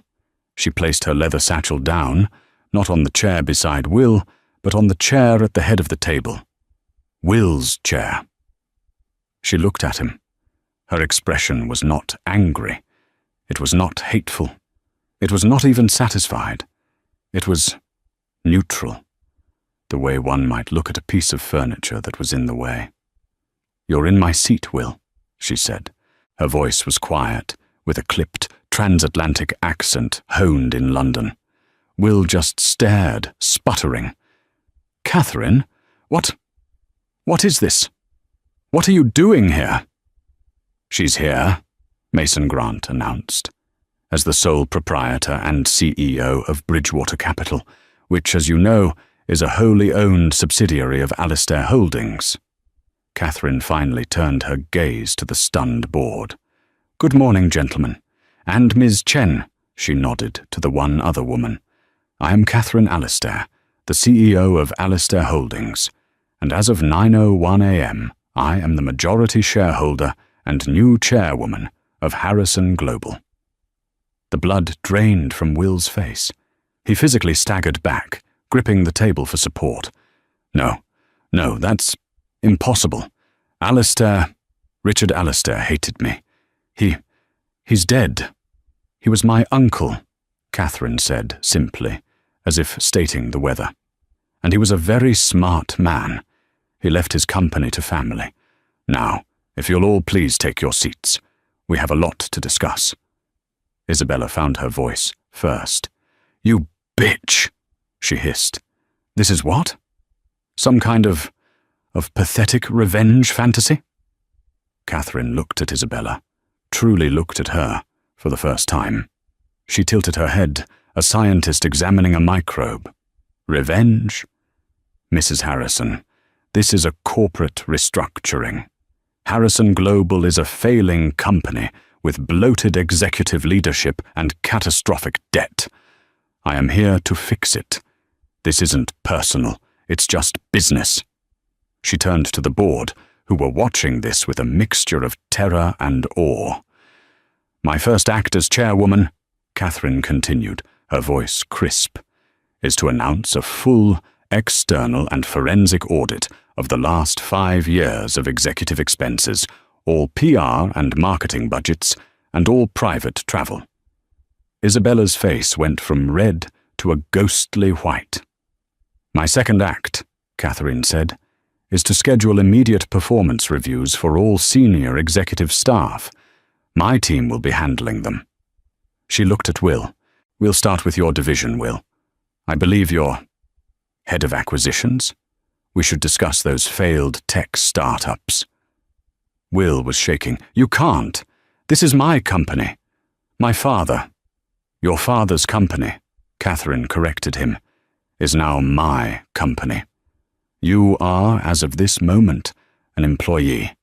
And frankly, Mr. Harrison, your performance has been deeply unsatisfactory.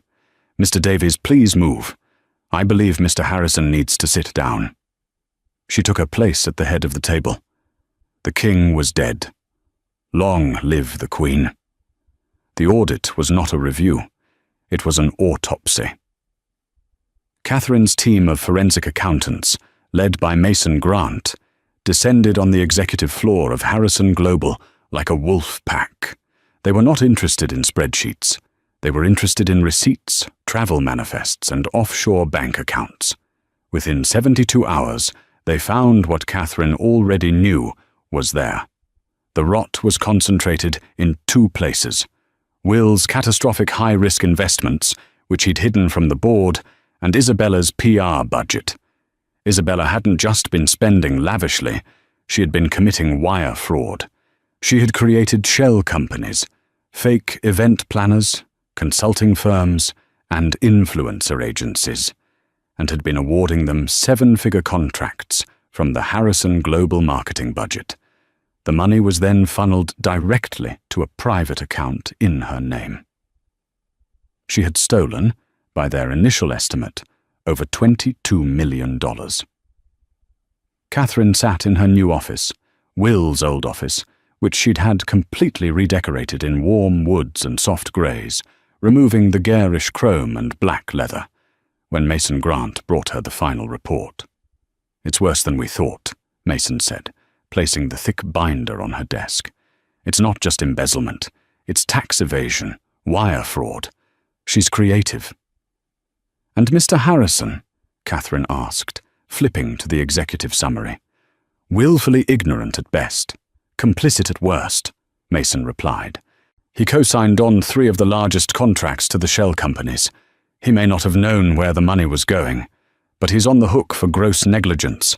The board has grounds to terminate him with cause. No severance, no parachute." "No," Catherine said. Mason looked surprised. "Mum?" "Firing him is an escape. He'd take his remaining personal wealth, lick his wounds, and disappear to some private island. He doesn't get to escape," Catherine said, her voice devoid of emotion. "His humiliation must be as public as mine was. He stays. He'll keep his title, but I'm reassigning him." She picked up the phone. "Send Mrs. Harrison in, please." Isabella stormed into the office moments later. The last 3 days of the audit had clearly worn on her. She was no longer the sleek predator. She looked ragged, desperate. "You have to call them off!" Isabella shrieked, advancing on the desk. "This is harassment. You have no right to—" "Sit down, Isabella," Catherine said, her voice quiet, but carrying an authority that stopped Isabella cold. Isabella, shocked at her own compliance, sank into one of the chairs facing the desk. Catherine slid the binder across the polished wood. "My audit team has found some discrepancies in your PR budget."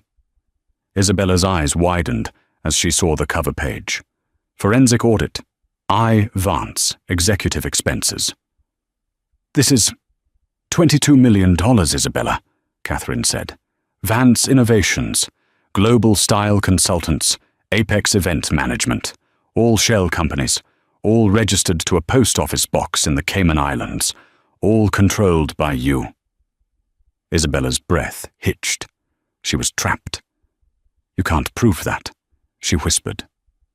I don't have to, Catherine said, leaning back. The district attorney's office will. Mr. Grant has already forwarded this entire file to the SEC and the Manhattan DA. They found it compelling. Isabella's entire body began to tremble. You're sending me to jail. The arrogance was gone, replaced by a raw, pathetic terror. Catherine, please, don't do this.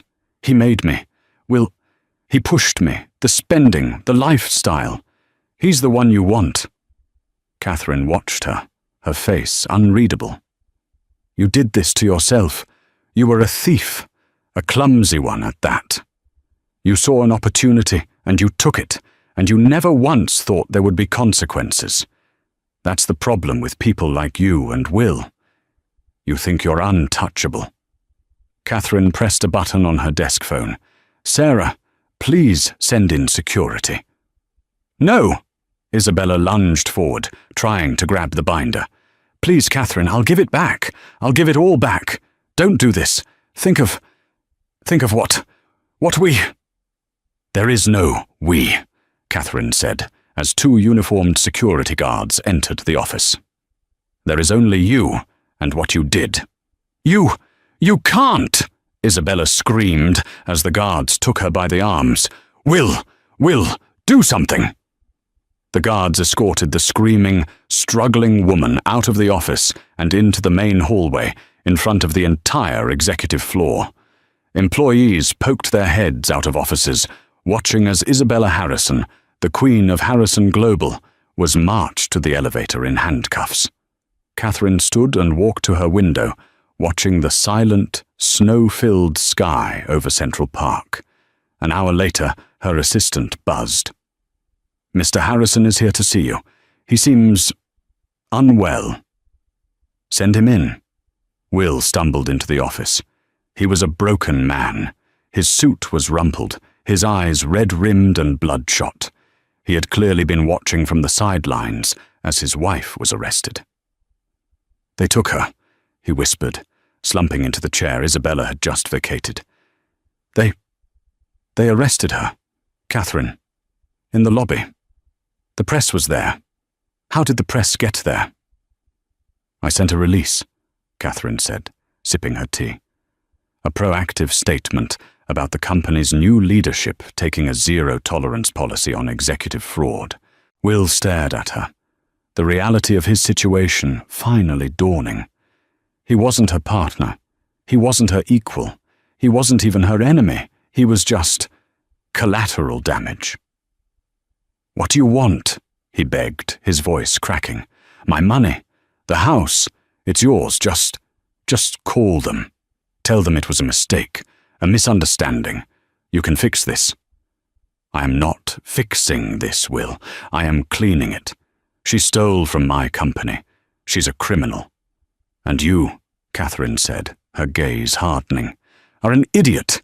You signed off on it. You were so blinded by your own arrogance and so desperate to maintain your lavish lifestyle that you didn't even bother to read what you were signing. So fire me, he yelled, a pathetic attempt at his old bravado. Fire me, ruin me, get it over with. Fire you? Catherine almost laughed.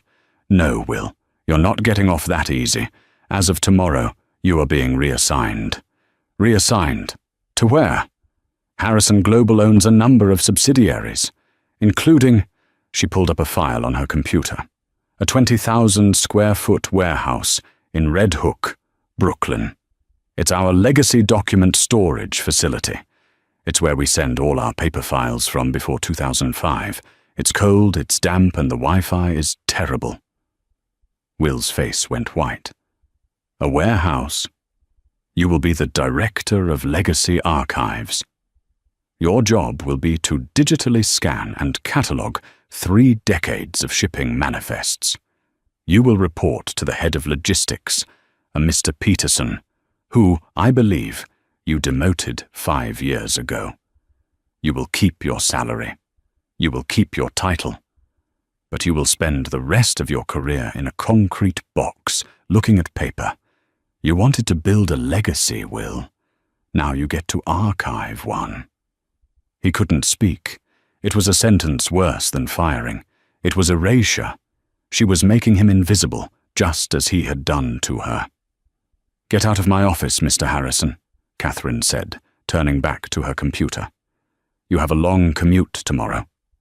6 months passed. Harrison Global, under Catherine's leadership, was being rebuilt. She had restructured the debt, sold off the toxic assets, including the jet, the yacht, and the private island, and infused the company with Alistair's cutting-edge logistics technology. The stock was stable and beginning to climb. The board, once terrified of her, now worshipped her. Will Harrison had vanished. He was a ghost within his own company. He did as he was told, driving his modest sedan from his now empty penthouse, which was on the market, as he could no longer afford the maintenance, to the cold warehouse in Red Hook. He spent his days in a windowless room, the click of the industrial scanner the only sound.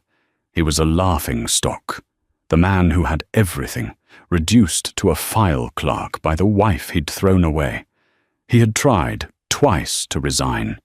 Both times, Catherine's legal team had reminded him that his employment contract had a 5-year non-compete clause, which she intended to enforce. If he quit, he couldn't work in logistics, the only industry he knew anywhere in North America. He was trapped. One evening, Catherine was working late, finalizing a new merger. Her assistant had long since gone home. The only light on the 50th floor was from her office. There was a knock. She looked up. Will was standing in the doorway. She hadn't seen him in months. He was thin, pale, and looked 20 years older. His expensive suit hung off him. "They won't let me up here," he said, his voice raspy. "I had to use the fire stairs. I have to talk to you." Catherine looked at him for a long moment, then nodded to the chair. "You have 2 minutes." He sat down, his hands trembling. "Isabella, she's taking a plea. 10 years. They're taking everything." "That is the consequence of her actions," Catherine said. I know. He swallowed, looking at the floor. I get it, okay? You win. You won. You took the company. You ruined me. You ruined her. You've had your revenge. It's done. I told you, Will, this was never revenge. This was a hostile takeover. You were a bad investment. You were incompetent, and you were running this company into the ground. I saved it. No, he said, looking up, his eyes suddenly burning with a new, different kind. This is a new, different kind of pain. This is revenge. Be honest, just once. This was all for what I did to you, at the gala, with the baby. Catherine was silent. "The baby," he whispered. "Our son. Catherine, I want to see him." Catherine's face, which had been a mask of corporate ice, finally changed. The neutrality vanished, replaced by a slow-burning, Arctic fury that was more terrifying than any rage. "You want to see him?" she repeated. "Yes, he's my son. My heir. I have a right." "A right?" Catherine stood up, her voice a low, dangerous growl. "You have no rights. You lost them when you sent your secretary to tell me you were in Zurich. You lost them when you never called, never visited, and never once asked if he was alive. You lost them when you tried to leave me, your pregnant wife, with nothing, calling me unstable in a court of law to try and take him from me. I was angry. Isabella. You were you," Catherine snapped. "That was all you. He doesn't have a father. He has an uncle who taught his mother how to be strong. He has a name, Thomas Alistair. My name, Alistair. You took my name from him? You took your name from him, she said, walking around the desk to stand in front of him. You don't get to claim him now, Will. Not because you're broken, not because you're lonely, not because your mistress is in prison and you have nothing left. He is not your consolation prize. Will finally broke. He slumped forward, his face in his hands, and began to sob. Gut-wrenching, pathetic sounds of a man who had truly, finally, lost everything. Catherine watched him for a full minute, her expression cold. She remembered crying like that, alone in a cheap apartment, while he was celebrating with Isabella. This is the final transaction, Will, she said. He looked up, his face a mess. What? I am buying you out? She tossed a file onto the desk. This is a severance agreement. I'm waiving your non-compete clause. In exchange, you will sign this. It terminates your parental rights to Thomas. Officially, legally, forever. You want me to sell my son? He choked out. You already did, Catherine said. You sold him for a newer model, for a few more years of arrogance. This is just the paperwork. Sign it, and you are free. I'll buy your remaining, worthless stock options at yesterday's market price. It's enough for you to disappear. Go to Monaco, or Singapore. Start over. Or don't, I don't care. But you will never, ever contact me or my son again. Will stared at the paper. His signature. For his son. He picked up the pen. He was shaking so badly he could barely hold it. He looked at Catherine, searching for one last flicker of the woman he'd married. He found nothing. Only the CEO. He signed the paper. Get out, Catherine said. He stood up, a hollowed-out man, and walked out of her office for the last time. Catherine Alistair stood at her window, looking out at the glittering lights of her city. She was alone, but she was not lonely. She was in control. She picked up her phone and dialed. Hi, sweetheart, she said, her voice instantly warm, all the ice melting away. Yes, I'm just leaving the office. Of course I'll be home in time to read you a story. I love you, Thomas. She hung up, grabbed her coat, and walked out of the dark, silent office. The signed confession of William Harrison's ultimate failure sitting alone on her desk. The fluorescent lights of the JFK International Terminal at 2:30 a.m. were a merciless, buzzing yellow. William Harrison III sat at Gate 42, his flight to Singapore delayed by an hour. He was just a man in a rumpled, off-the-rack suit, his face pale and puffy. He held a styrofoam cup of bitter, cold coffee. The severance agreement had been wired. It was a substantial sum, enough to live on, but it was finite. It was the last money he would ever earn from the company his grandfather had built. He was invisible. No one looked at him twice. He was no longer William Harrison III, the Lion of Wall Street. He was just another piece of human freight waiting to be shipped off. He watched a young family nearby. A father, looking exhausted but happy, was hoisting a sleeping little girl onto his shoulder, while his son, about Thomas's age, buzzed around his legs with a toy airplane. The man ruffled his son's hair. Easy, champ. We'll be on the plane soon. A cold, sharp pain lanced through Will's chest, so intense it made him gasp. It wasn't the loss of the company. It wasn't the loss of his penthouse or his reputation. It was that. The casual, easy affection. The word champ. He had a son. A son he had sold for a non-compete clause. He had spent 5 years trying to build an empire for a child he'd never seen, all while destroying the woman who was raising him. He'd been so obsessed with his legacy that he had failed to see he already had one. He'd traded a human being for a balance sheet. and he'd lost both. When they called his flight, he stood up, dropped his coffee cup in the bin, and walked down the jet bridge without looking back. He had no one to look back for. 200 miles away, in a sprawling, warm duplex overlooking Central Park, a different building, one she had chosen, one she owned, Catherine Alistair was on the floor, building a fortress out of magnetic tiles. "And the dragon can't get in," her 5-year-old son, Thomas, declared, placing the last triangular piece on top. "He certainly can't," Catherine said, smiling. "This is the strongest fortress in the entire kingdom. Sir Thomas, you have saved us." This was the real Catherine. The suit was gone, replaced by soft cashmere joggers and a simple t-shirt. Her hair was in a messy ponytail. The office was steel and glass, but her home was plush rugs, overflowing bookshelves, and the faint, sweet smell of baked cookies.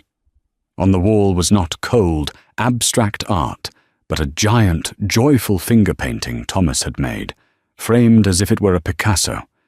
She had just finished reading him Where the Wild Things Are, and now it was time for bed. She tucked him into his sheets, which were covered in rocket ships. "Mum?" he asked, his voice small in the dim light of his room. "Yes, my love?" At school today, Leo was showing everyone pictures of his dad. They went to the zoo. He paused, his bright little mind working. "Mom, I don't have a dad, do I?" The ice from the boardroom threatened, for a moment, to creep into her veins. It was the question she had been dreading for a year, the last ghost of William Harrison haunting her son's bedroom. She could lie. She could invent a story about a hero, a traveler, someone who had passed away. But she had rebuilt her life on a foundation of absolute truth. Lies were what Will and Isabella had used. They were weak. She sat on the edge of his bed and took his small hand. "You do have a father, sweetheart," she said, her voice soft but firm. "Everyone does. But your father, he was a man who didn't know how to love. He was a man who made very bad choices. He hurt people. And he hurt me." Thomas's eyes were wide, trying to understand. "Did he hurt me?" "No, he never got the chance," Catherine said, brushing his hair back. "Before you were born, I knew he wouldn't be a good father. He didn't know how to be kind or safe. And my most important job in the whole world, more important than running the company, is to keep you safe. So, I made a choice. I decided it would be just you and me. We would be our own team. And we are, aren't we?" "The Alistair team," he whispered, a little smile returning. "The Orlistair team," she confirmed, kissing his forehead. "You don't need to worry about him.